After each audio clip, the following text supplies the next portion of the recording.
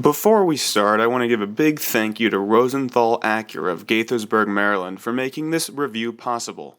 If you live in the metropolitan Washington, D.C. area and are interested in an Acura, go check them out.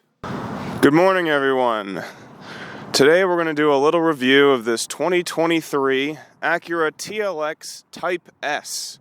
This is with the Performance Tire package. If you're looking for a video where we go over this car's quirks and features, I suggest you look elsewhere. That's not what we do here. We talk about the experience of the car, how it looks, how it feels, how it sounds, how it drives. This is the 2023 model, so the third year of this generation. The Type S gives you a 3-liter turbo V6 engine, making 355 horsepower and 354 foot-pounds of torque. It's connected to a 10-speed automatic transmission. This has all-wheel drive, but not any all-wheel drive. It is Acura's super handling all-wheel drive. What that means is, even though this is a front-engine, front-drive-based car, it can send 70% of power to the rear wheels, and in certain conditions up to 100% of that 70% to one of the back tires. Let's start off by talking about the styling of this car. This is one of the best looking sports sedans on the market right now, in my opinion. You have a nice chiseled front end, all sorts of sharp corners, very aggressive looking. This blue paint is absolutely gorgeous. You have red accented brakes, a red accented Type S badge.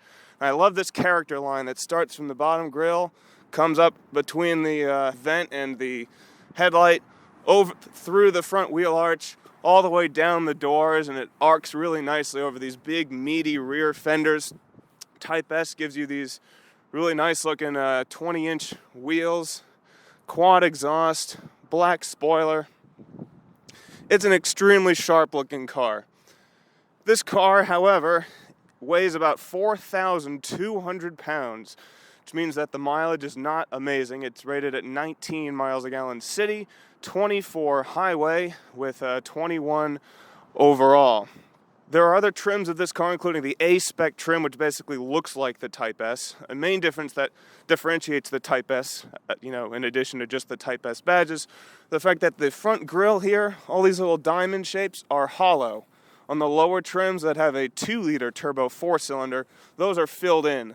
The reason they punched holes in this was to increase airflow to that turbo V6. First off, you look inside the interior of this really nice red, sporty interior trim with black suede material in the center of the seats. You sit in the front seat. Swanky. First impressions are that if you are one that likes open space and lots of visibility, this is maybe not the car for you. However, if you like a very sporty, cockpity, techy interior, this is very nice. You have these very nicely styled doors with medium, it's pretty well padded armrest, padded door sill, although it's very thin up here. You have this nice textured silver material. This car at night is also pretty cool because you have sort of interior lighting that goes in 4 or 5 different places throughout the cabin, and there's like 27 different colors you can choose for that. It's incredible, honestly. Really nice sporty steering wheel. You have red stitching throughout the dash. Big screen up there.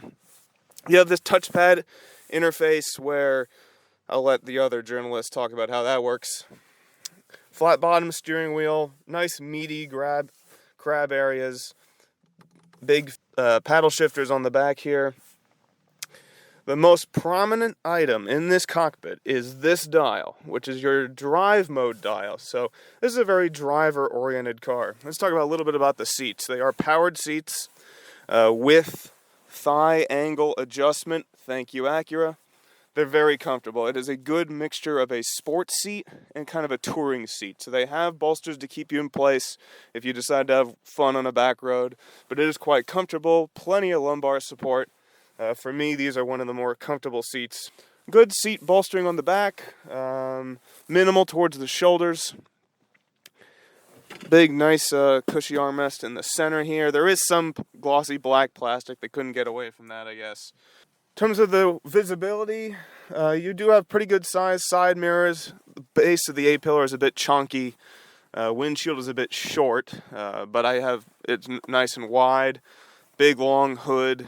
You do have classic buttons for your HVAC controls, and atypical shifter, park, reverse, neutral, drive, and what looks like drive in sports, actually drive in sequential. We'll get to that later. An actual volume knob. Thank you, although a tuning toggle button, wireless charging. Let's sit in the back and see how it is behind myself. Even though this is a pretty decently sized car, it's about the same length as an Accord.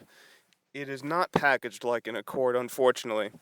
My knees are touching the back of the seat. It is scalloped out a little bit right in here to give you a little bit extra room for your knees, and my knees kind of fit in that area. They're not pressed into the seat, but they're up against it. I have my seat all the way down, and it does squish my feet in place a decent bit. The seat bottom is actually not terrible. It is in contact with most of my legs, so that's nice. Sitting up, you can hear the camera hitting the roof, so not great headroom. This is not a space for adults over 6 feet for a road trip, unfortunately. It's just not packaged well back here. You do have padded armrests, padded top of the door sills. You do have rear ventilation, back seat pockets on both doors. You have the continuation of that red leather back here. Cup holders that fold down. You do have a center tunnel in the floor, unfortunately, for the person sitting in middle seat. You do have a corner window cut out for your blind spot, and the C-pillar actually is not terrible. However, the rear headrests here do block a little bit of the rear visibility, so the rear window, like the front window, is a bit on the short side. Overall, it is a bit dark, a bit claustrophobic in here. That will appeal to some people, and it won't to others, just a matter of taste.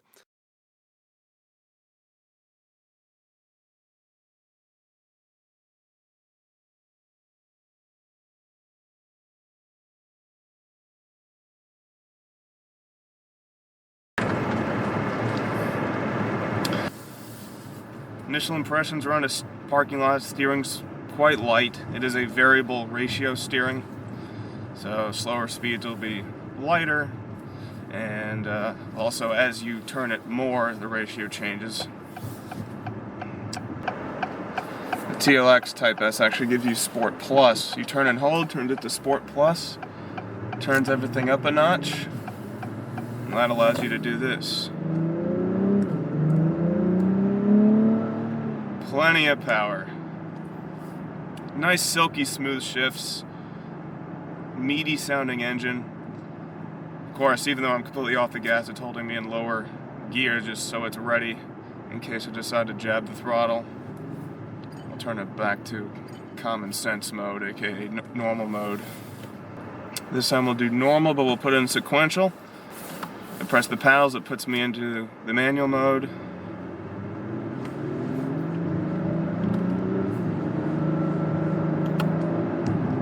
Little bit of delay on the upshifts, it's not bad.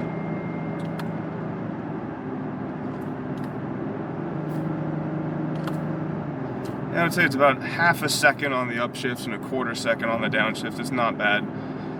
The manual mode on the Type S was programmed to be a little bit faster than the manual mode on the 4-cylinder. So if manual control is important to you and this car doesn't come in a manual, best you're going to get is the Type S with that fast response. This car has kind of multiple personalities to it. It can be kind of a grand touring cruiser, or it could be a sports sedan, depending on how you want to drive that day. If you turn your mode dial and you push the knob, it actually gets you into individual mode. So you have engine, steering, suspension, your idle stop, and your lighting setup. We'll put the steering onto sport mode. Now there is a suspension setting. This car, the Type S, has the adaptive dampers. Lower trims like the A-Spec don't have the adaptive dampers. However, they still have that suspension setting in there, which is kind of funny. I guess they just didn't think to take it out. So if you're in an A-Spec and you're setting your suspension, it's not actually doing anything. But here it'll do something because we have the adaptive dampers.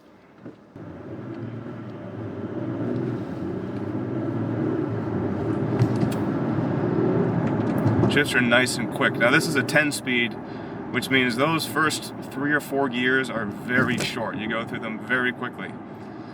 In fact, if you jab the throttle, this car can downshift up to 4 gears at once. You know, we used to have cars that only had 4 gears, and this car can jump 4 gears. You have this kind of multi-mode display in the middle here. Display maintenance, tire pressure, your speed, your mileage. And with this car, you definitely want to keep an eye on the speed. You can get into trouble very quick. I love the feeling of this wheel. You have this kind of perforated leather on the side. It's a little bit cushy. And it's just very confidence-inspiring the way it fits in your hand. Just a note for taller drivers, even if you have the seat all the way down, this car has a moonroof, and because of that it moves the ceiling down just a touch. My hair, if I sit up completely straight, is brushing the roof. So just keep that in mind if you have a very tall upper body. If you want to optimize efficiency, which if you're buying this car you're probably not thinking much about efficiency, but the best case scenario would be putting the engine into sport mode so you get the increased response, but then putting it in a manual mode so that you control the gears and you can keep the engine going at a lower RPM, saving yourself some gas. We're now on a little bit more abrasive surface, a little bit more road noise coming through, but if you weren't looking for it, you wouldn't necessarily pay attention to it. Now we are on performance tires today. It is 41 degrees outside, so I'm going to keep that in mind when it comes to both handling portion of this test and the fuel mileage portion of this test. We'll go and turn off the traction control, put it into Sport Plus mode, and we'll see how this car does when we give it some fun. If you give it some gas, you can feel that power going to those rear tires. This is not your typical front engine car where it understeers under power. Very fast throttle response. You can hear that extra engine noise.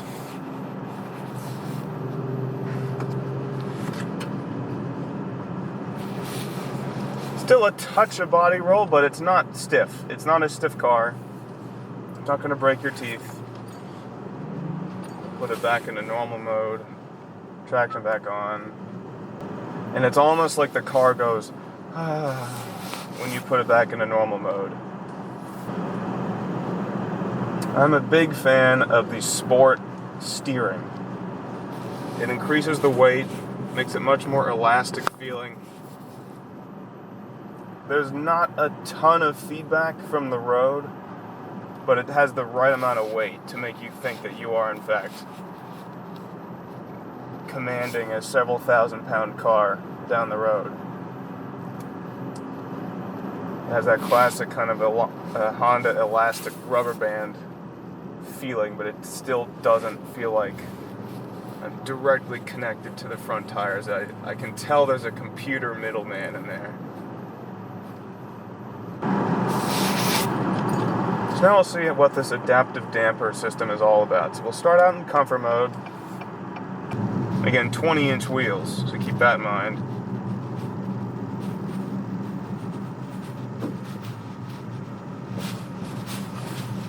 Nice and soft, especially the rear axle, nice and bouncy and cushy. Next one we'll do normal mode.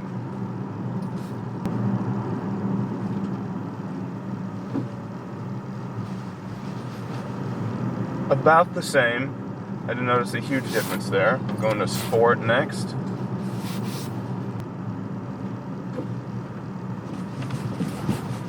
There was a difference.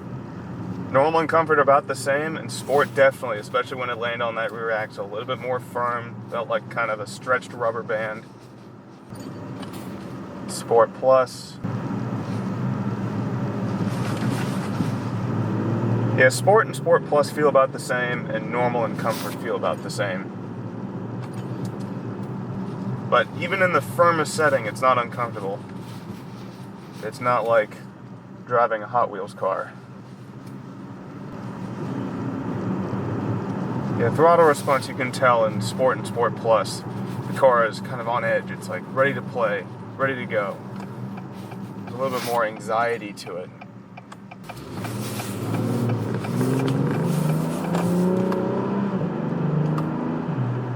It's still, even in Sport Plus, the manual mode's a little bit behind. I want a little bit more of that edge from the drivetrain. I think it's just when you have 10 speeds, it's so much for the transmission to work through that it doesn't necessarily know exactly what to do. We'll go traction off again.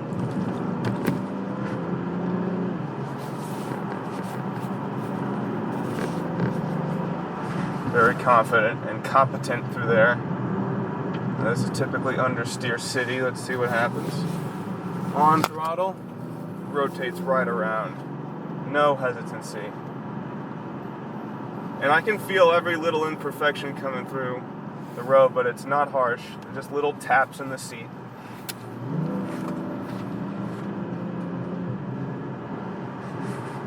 I mean, I'll tell you, for it being 40 degrees out, that is not bad at all. Yeah, this car will play with you, but honestly, it's best to leave it in automatic mode because there's so many gears. You know, imagine a manual transmission with 10 gears in there. Your hand would be moving forever. And just given the response when you're shifting through it, it's best to just leave it up to the computer. It knows what's best. And it does it pretty well.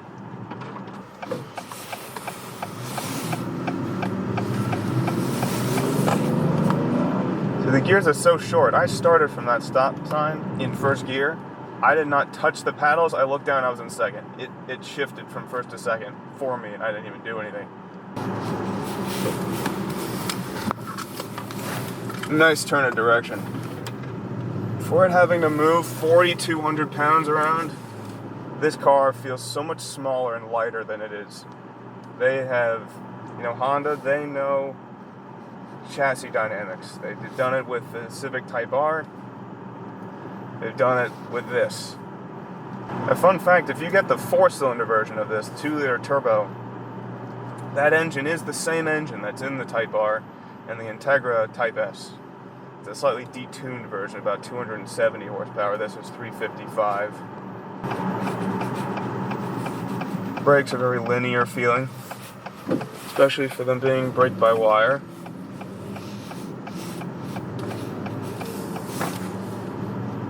I'm in individual mode. Right now the engine's in normal. If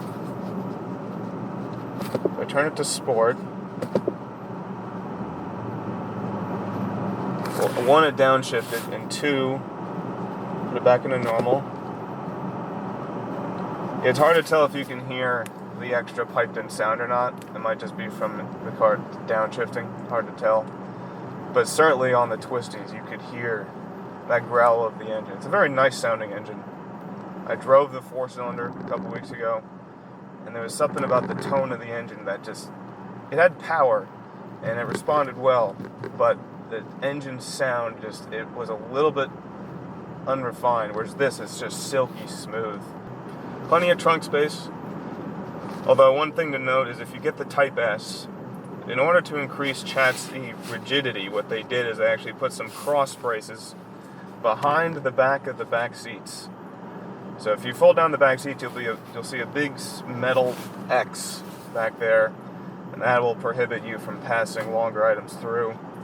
So if cargo space is your priority, well, you should probably get an MDX or an RDX. But if you like a sedan and you want cargo, get the model that is not the Type S. We'll do a body roll test. Comfort mode. Not a ton, actually. It's so low to the ground, and we'll just skip straight to sport mode. See if you can feel a difference.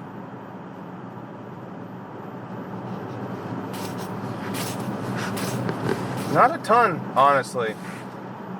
So you're going to feel the majority of that adaptive suspension over bumps rather than a body roll, just because it's so low to the ground. There's not a lot that they could do anyway.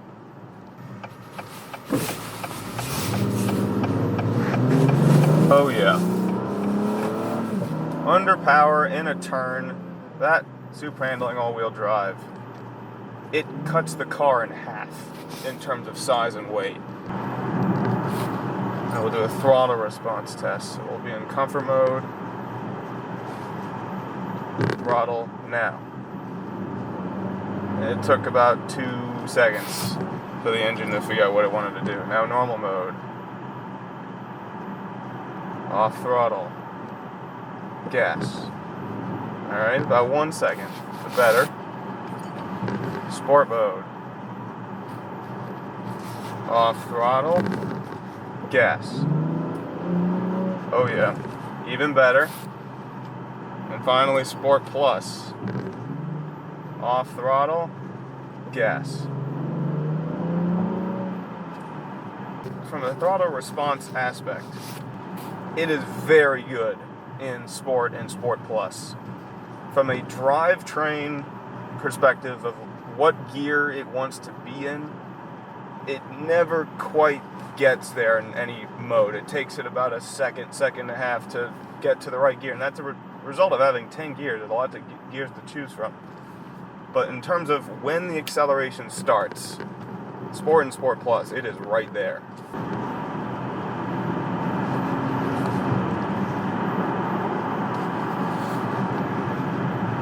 Normal mode, the steering is a bit vague. It's kind of light. Honestly, the steering is very reminiscent of of other Hondas I've driven. It feels just like a normal Honda product. And gas. Yeah, it's a long time for the transmission to figure out what it wants to do. Gas. Oh, come on. I mean, there's tons of power. There is tons of power, and the shifts are smooth, but it's like, when you step into it, it's like getting a 16-year-old out of bed, and it's like, oh, sorry, what? Okay, phew.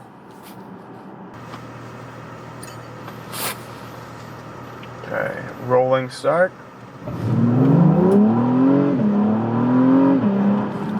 Wow, that is aggressive. That is a thrill. This car can do that, and this kind of serene everyday cruising all at once. And even in comfort mode, through that turn right there, it was nice.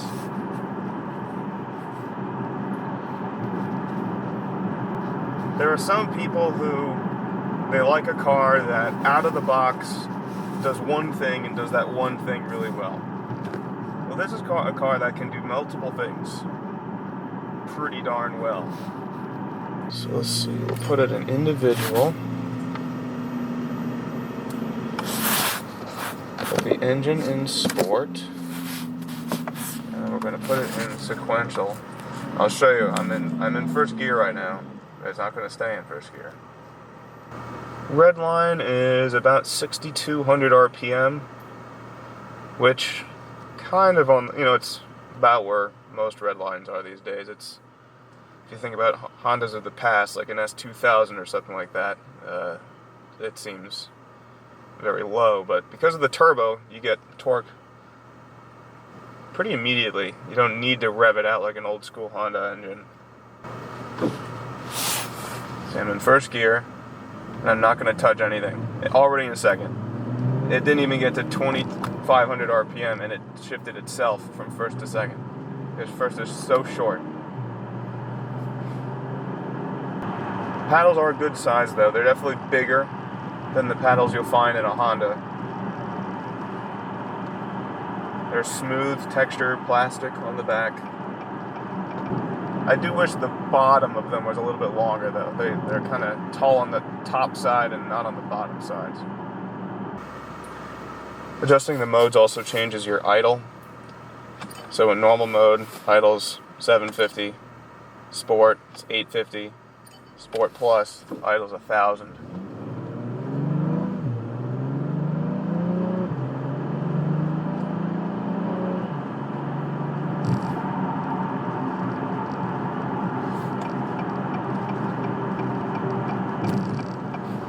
It does on a highway merge.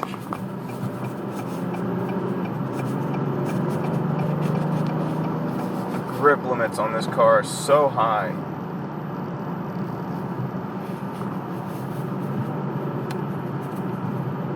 And on throttle, it just pulls. Off throttle, you can tell it's a bit nose heavy, but very neutral overall.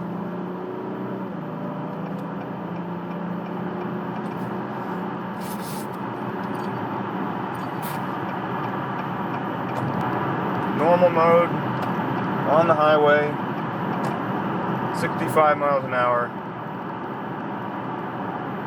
Just a touch of road noise. Not much wind noise at all. Very refined, very composed. Engine's at 1500 RPM. If you put it in the sport mode, or the sequential mode, 10th gear gets you 1500 RPM at 65 miles an hour. So, you can get a lot of fuel savings on the highway. And even on the highway, just it pulls. Yeah, it's one of those cars that because it's so heavy, that mass results in it being so planted to the ground, it doesn't feel like it's going as fast as it's going. So you can easily look down and get yourself in trouble. Be surprised by the number you see down there. Let's see, if I go into sport mode, it knocks it up one gear. Sport Plus knocks it up a couple extra gears. So you don't want to be hanging around on the highway in Sport Plus unless you're also in the manual mode. Just to give you an idea of the spacing of the gears, 7th's about 2250, 8's just under 2000, 9 is about 1700, and 10th is 1500. So they're spaced pretty close together.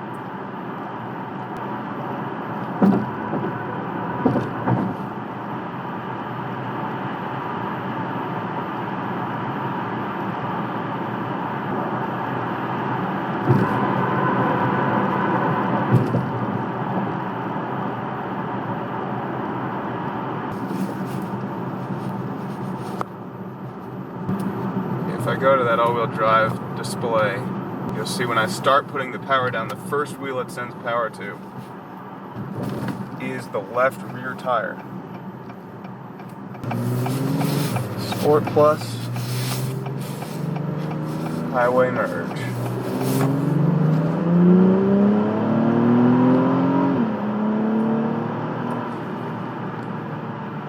Wow. You know, on paper, there are other competitors that are faster than this, but just from the seat of your pants, this is a fast car. I don't really care about numbers. No matter what mode it is, it's a comfortable ride. If you want it to be quiet, it can be quiet, normal, and comfort modes. If you want a sporty, spiffy interior with lots of features, it has it. If you want a car that attracts attention on the road, this has it, especially in the A-Spec and the Type S. If you want a car that has power and sounds powerful, feels powerful, this has it. Downsides. Backseat, given the size of this car, given the fact that this company makes something called a Honda Accord that has pretty much similar exterior size and much better interior packaging, that's a bit of a question mark. Lots of trunk space. If you want to carry things through, you'll be able to do that in the non-Type S version. Right now, over the course of this drive, we've averaged about 21 miles a gallon. We've pushed it hard in some spots, haven't pushed it hard in other spots, and guess what? 21 miles a gallon is the rated overall rating, so it's accurate there. From a throttle response perspective, this car loves to play, especially in Sport and Sport Plus mode. But when you stab into it, it has a little bit of a tough time figuring out what gear it wants to be in. Once it's made that decision, it's gold. It just depends on what your priorities are. But this car would be the right choice for a lot of people, I think, who, unlike many Americans, have a fetish with SUVs. Now that the test drive is completed, let's give the 2023 Acura TLX Type S a Schwartz Score. The Schwartz Score is broken down into 12 categories with a total potential score of 100. Scores are given right after the test drive when impressions are still fresh. Exterior styling of the Acura TLX is, in a word, spectacular. It is an eye-catching design with sharp and aggressive creases on the hood and front fascia, headlights that give a mean stare, a distinct character line that extends down the length of the car, and wide rear fenders. The Type S adds 20-inch wheels, a well-proportioned rear spoiler, and a sporty quad exhaust. It may not look quite as stunning as some bona fide sports cars, but Acura's designers have achieved near perfection with this sedan. The wheels don't distract from the car's style, but don't attract much attention of their own. In fairness, some might find the extroverted styling too much. It earns an 8 out of 10. The interior of this Acura, much like the exterior, exudes style and intent. It takes a while to find a surface or panel that isn't sculpted or molded in a classy way. The aesthetic of the doors, the dash, and the center console unify to provide a cohesive, futuristic, sporty interior. Red stitching and maraschino cherry-colored seats provide some youthful flair. All buttons feel solid and durable. Many surfaces are padded adequately, although nothing can be called plush. The overall impression is that the interior is well designed and well built, but doesn't necessarily feel luxurious. It gets a 7 out of 10 here. The front seats are supportive and comfortable, suitable for road trips and shenanigans on the back roads. The Type S comes with 16-way power heated and cooled front seats, providing accommodations for all body types. The thigh extension feature in the Type S is welcomed by taller drivers. What is not so welcomed is a lack of headroom. The moonroof cuts into available space, even with the front seats all the way down. Drivers with taller upper bodies may find it on the tight side. Overall, they earn 8 out of 10. The rear seats, given the size of the vehicle, are a disappointment. The TLX is within an inch of the Honda Accord's length and within 2 inches of its wheelbase, and yet has nearly 6 inches less rear seat legroom. If you're taller than 5'10", the back seats are not road trip ready. Legroom, footroom, and headroom are all mediocre but not punishing. However, the seat cushions provide above-average thigh support, and rear occupants get their own air vents. Overall, given the TLX's exterior proportions, the back seats are frustratingly unusable. They get a 3 out of 10. Road noise is mostly muted in the TLX. Over most road surfaces, a faint rumbling can be heard, likely going unnoticed by most. The pavement makes itself known on more abrasive surfaces, but overall the cabin ambiance remains refined. 4 out of 5 for road noise. The 3-liter turbo V6 engine is a bit of a Jekyll and Hyde machine. In normal and comfort modes, the engine hums away peacefully with a polished, perfected purr. Things change in Sport and Sport Plus. Piped-in engine sound fills the cabin with a sonorous roar, mostly a meaty, medium tone. Most consumers will enjoy this audible thrill in moderation, however. The engine is well tuned, without any raspiness, grittiness, or whine. 4 out of 5 here. In terms of acceleration, where a 0 to 60 time below 3 seconds is a 10 and above 9.5 seconds is a 1, the Acura TLX Type S all-wheel drive with its 5-second 0 to 60 earns a 7 out of 10. The 2023 TLX is equipped with a 10-speed automatic transmission. This transmission is shared with the Honda Odyssey. Wait. Oh no. Really? Yep. This luxury sports sedan shares the same transmission as a minivan.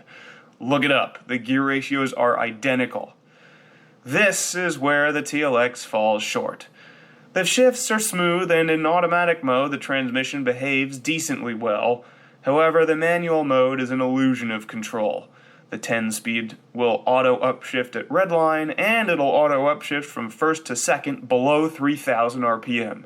The paddle shifters in the Type S are somewhat responsive, but never produce immediate responses. Lower trims of the TLX have even slower paddle shifters. Throttle response gets quicker as one ascends through the driving modes. In Sport Plus, acceleration begins instantly.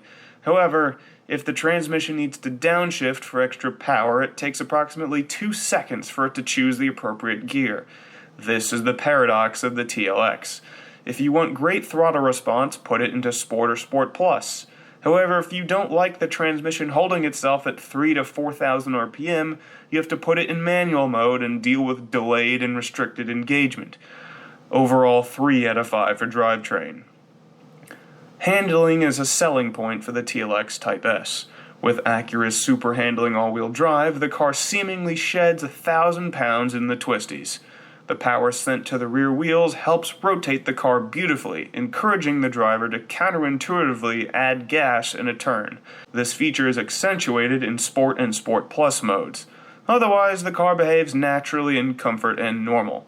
Honda and Acura have mastered chassis dynamics, and this vehicle, despite its 4,200-pound curb weight, is evidence of that. In the end, it gets a 9 out of 10. Steering feel is somewhat lacking in the TLX. The steering in comfort and normal modes feels like most Honda products, light, quick, but somewhat disconnected. Sport and Sport Plus increase the weight to a satisfying degree, and the variable ratio steering makes the 2-ton vehicle almost feel darty, but the presence of an electronic middleman is evident, 5 out of 10. Ride quality in the TLX is perfectly acceptable for being a performance luxury sedan. Even with the Type S's 20-inch wheels, bumps are absorbed quite well in the normal and comfort modes thanks to the adaptive damper system. The ride stiffens in Sport and Sport Plus. Every imperfection in the road comes through the seat, but the ride won't break your teeth. The dampers range from somewhat soft to moderately firm. It earns a 6 out of 10 here. Visibility in the TLX is adequate. The front windshield is short but wide. The base of the A-pillar is thicker than it could be, but visibility around the C-pillar and out the back is quite good. Blind spot monitoring and other safety systems aid with ascertaining the corners of the vehicle. Overall, 3 out of 5. This brings the Schwartz Score of the 2023 Acura TLX Type S to 67 out of 100. Lastly, the EPA rated the 2023 Acura TLX Type S all-wheel drive at 19 miles a gallon city, 25 highway. We achieved 21 miles per gallon during our test drive. On a scale where above 50 miles a gallon is a 10 and below 17 miles a gallon is a 1, the TLX earns 3 bonus points.